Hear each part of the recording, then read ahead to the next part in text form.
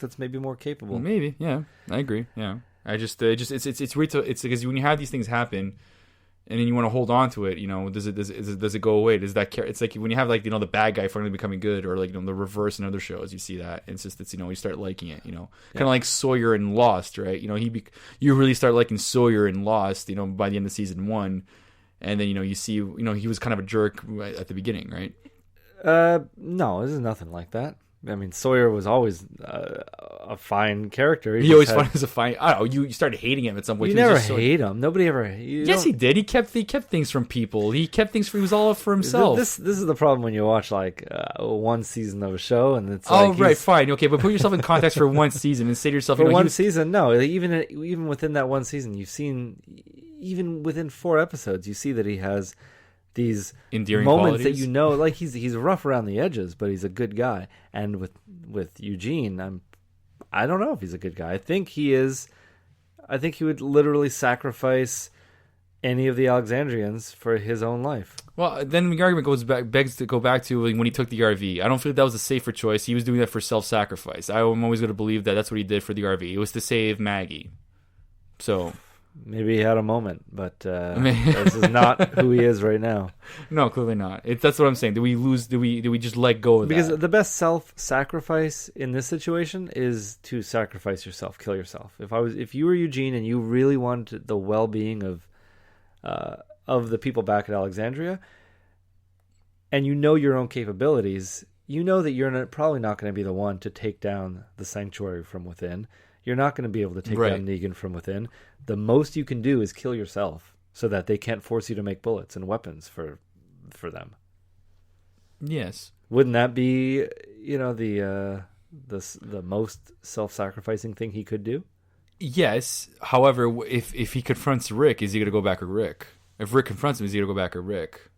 I think he's got to wait and see who's got the better advantage. Who has more cards on the table here? I mean, I don't know. Yeah, we'll see. Yeah, I guess we'll see. It just begs the question of what we see and how it could transpire. But we'll see. Yeah. And so we're wrapping up the episode here. Basically, the wives say they're going to tell Negan about how all the suicide pills was his plan. Yeah, try to turn it on him. But he's calling their bluff. He's like, well, it'd be a bad move on your part because they're going to believe Negan's going to believe me for the same reason that Negan believed Dwight, because you're expendable. That's really mean. Like, wives are expendable, but yet chief of engineering and right-hand man are irreplaceable. Yeah. So it's kind of see Negan's position on certain things, but yeah. And so Eugene is feeling pretty good about himself. He eats a pickle, probably the first pickle he's had out of that jar. Only gets a bite because Negan's trademark knock. Puts it back on the jar. It's back in the jar. It's his jar, man. He can do what he wants. Negan comes in. Threatening mode now. That's what Negan's in. And it was kind of threatening. Kind of, at first. And then all of Eugene's cool just melted away as he started to get shaky and tears in his eyes. But he's told that he doesn't have to be scared anymore. My God. It's like, Jeffrey Dean Morgan being all fatherly, all paternal. You don't need to be scared anymore. Just answer one question. Eugene doesn't even wait for him to finish the question. It's just, I'm Negan. I've always been Negan. I bleed Negan. I've been Negan before I met you. Yeah. I just had to see you in a different setting to really understand, and now I know for sure I'm Negan. He's biting this Negan bullet hard. Right. Well, that's because he's forced, obviously. Oh, yeah. He's forced, right? But I think he's more Negan now than Dwight. Yeah. And then we have a scene. So Negan's happy about this. This is exactly what he wants to hear. In Negan's position, either because we know that we have the perspective that it's forced, but how does Negan feel like really? He doesn't feel like this could work to his disadvantage. I don't think he sees him as a threat in any way. What about he just Dwight? sees him as a bullet maker. What about Dwight? Oh, Dwight. Yeah, but he's kind of got a short leash on. Well, he doesn't have a short leash on. Well, he went all the way back to where he usually meets Sherry and trusted him and made him come back, and then had his only doctor killed. So I don't know. I mean, Negan seems very gullible, and I don't feel like I guess they're trying to show his strategy is not really working at this point. Yeah, I mean Dwight has a lot of not Dwight. Negan has a lot of confidence, and I think it's gonna be his downfall. It's gonna be his downfall with. But it's just so obvious in a way. Yeah, super obvious. And then like when you see everybody's face when he puts the doctor into the incinerator, like it's. I mean, you really feel like if people were cheering him on, you imagine they have that kind of cause. They have a whole like Coliseum, ambience. That's not happening. People here. are going to cheer when your only doctor is being burned. Yeah, alive. like woo, Like, he didn't give me my vaccine properly, or yeah, he didn't offer me a lollipop, or there weren't any when I went in there, or what are they going to say when they find all of the doctor's lollipops in Dwight's pocket? Well, he put it in his room. We saw that shot. Right, yeah. But just to say, like, do you really feel like Negan likes having like he likes to have fear? How do you feel like this is like if he's trying to sell to some people you have a good life here, but yeah, I'm still going to try to have you fear me. Well, what's the point? I guess that's going to be his downfall. Like I don't understand how any of the people who are earning points, like what is their incentive? They look like they'd be better off dead. They're treated like garbage. So, but yet, like the other guys who are the go-getters, they like where they are. These are like what's her name, Pearson. We call her Piercing, right? Yeah. And Arat. These people, they have it pretty well. Yeah, it's a weird dynamic though, because you're either.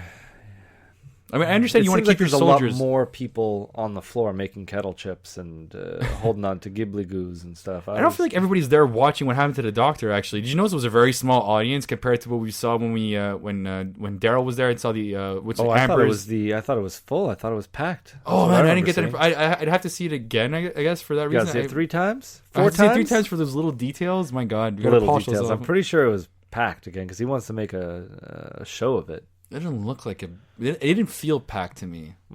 Well, they didn't do like a huge. They didn't sweep the room with the camera. That's what I'm saying. That's why it felt small. It felt very. It felt like it was very. It was a small amount of space. That's why I felt like it didn't seem like there was a lot of people. I think you need to watch it again, no, David. Thanks. 5th time. Now in the last scene we have Eugene standing outside on the catwalk or the little balcony by the factory. He's looking over the walkers in the yard, the one that he had suggested to pour molten metal over. I think they're trying to do it, but they're not sure how to do it. And I've lifted metal before on one of those things, and it's pretty dangerous and difficult. And I held it for maybe a minute, and then my arm started shaking. I couldn't lift it over my head. Someone had to come and help me take it away and put it down. Yeah, so holding it, dumping it over a walker's head, it's going to be kind of difficult. And to protect the head around it too? Yeah, well, you want to keep... well, at some point, you got to leave something. Got to leave the teeth. Like the one we saw last episode with the walker and the... and all the armor. Right, Winslow. Yeah, Wilson or Winslow? Winslow. So... That was Winslow. Yeah, he still had teeth. He still had arms and stuff, but... if you cover the whole thing in metal, you're just making a statue. It's not going to be dangerous keep feeding for that anyone. thing. Wow. But it's and he says that line, you want to get covered in molten metal? Because that's how you get covered in molten metal. You ever watch Archer? Yeah, not in depth though. Well, those are I don't know if it's an homage to that, but it's Archer says those kind of things. It's in like every season. Oh, okay. It's like you want ants because that's how you get ants. Okay. Like every time there's something that's how you going talk. on.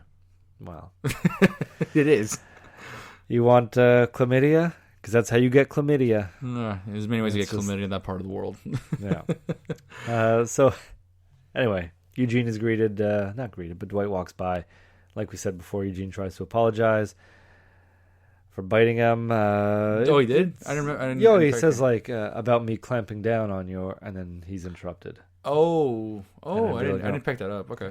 And then Eugene basically says, I'm Eugene, but I'm Negan, and you're Negan. We're all Negan. And that's really where it ends. Yeah, Eugene and then given into the whole Negan thing. Right. So the certainty on both of them. Yes. Dwight is definitely uncertain, obviously from what I think. Yeah, Dwight's having a falling out. Well, yeah, he's on his way. Yeah, he just needs to know what the next step is. Right, and then we say Eugene is just basically going on every advantage. He's changing sides. He's the Italians in World War I. Yeah. So I don't know. This episode didn't feel like a lot happened. Eugene took the path that I thought for sure he would take. Some stuff happened with the wives that didn't amount to anything. And Dwight is still on the fence. So all we really learned is that Sherry escaped. Right. The doctor's dead. And Eugene's loving it. He's living large. Playing his weird little 80s video games and listening Nostalgic, to... isn't it? Yeah. Listening to... What's that song he loves? Easy Street? Easy Street. He loves it. He's grooving to it. Yeah, I don't know. It's just... It's a good episode or a bad episode? I don't know. Hard to say. It's not like... Better than The Cell?